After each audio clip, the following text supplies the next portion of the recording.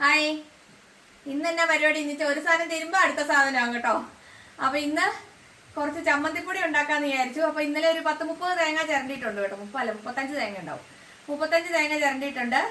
രാവിലെ അതെല്ലാം ക്രഷ് ചെയ്ത് അതിനുള്ള സാധന സാമഗ്രികൾ ഒന്നുമില്ല. വെളുത്തുള്ളി, ചെറിയുള്ളി, കരിയാപ്പില, ഇഞ്ചി, കുരുമുളക്, ഇത്രയും സാധനങ്ങള് ക്രഷ് ചെയ്ത് എടുത്തോണ്ട് വന്നിട്ടുണ്ട്. ഇതെല്ലാം കൂടെ നമുക്ക് ഉരുളിക്കാത്തിട്ടൊന്ന് തിരുമിയിട്ട്, ഇത് ഭയങ്കര സമയം എടുക്കുന്ന പരിപാടി കേട്ടോ. കാരണം കുറേ നേരം കൊണ്ട് ഇത് റെഡിയായി കിട്ടുള്ളൂ. അപ്പൊ നമുക്ക് തിരുമാം. അപ്പൊ നമുക്ക് എല്ലാ സാധനവും കൂടെ ഉരുളിക്കകത്തോട്ട് തട്ടിക്കൊടുക്കാം.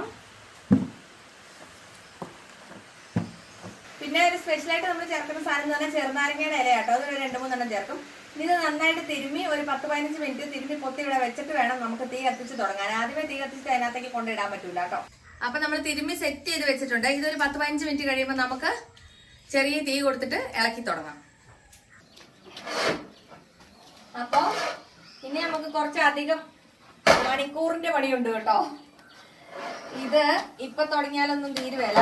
ഞാനിത് ഉച്ച കഴിയുമ്പോൾ നിങ്ങളെ കാണിച്ചു തരാം. ഇളക്കാൻ വലിയ ബുദ്ധിമുട്ടൊന്നുമില്ല. വലിയ ഉരുളിക്കകത്തും വലിയ കോലും ആയത് കാരണം ഇളക്കാനൊന്നും വലിയ പാടില്ല. പക്ഷെ എന്നാ നിങ്ങൾ കുറേ നേരം നിന്ന് ഇളക്കണം, അതേ ഉള്ളൂ. ഒത്തിരി തീ കത്തിക്കാൻ പറ്റില്ല. ഒത്തിരി തീ കത്തിച്ചിട്ടുണ്ടെങ്കിൽ കരിഞ്ഞു പോകും, പിന്നെ ഒന്നിനും കൊള്ളുകയില്ല.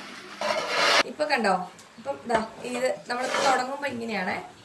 ഇനി ഇത് മൊത്തം ആയി കഴിയുമ്പോൾ ഞാൻ വൈകുന്നേരം വീഡിയോ എടുത്തിട്ട് നിങ്ങളെ കാണിച്ചു തരാം കേട്ടോ.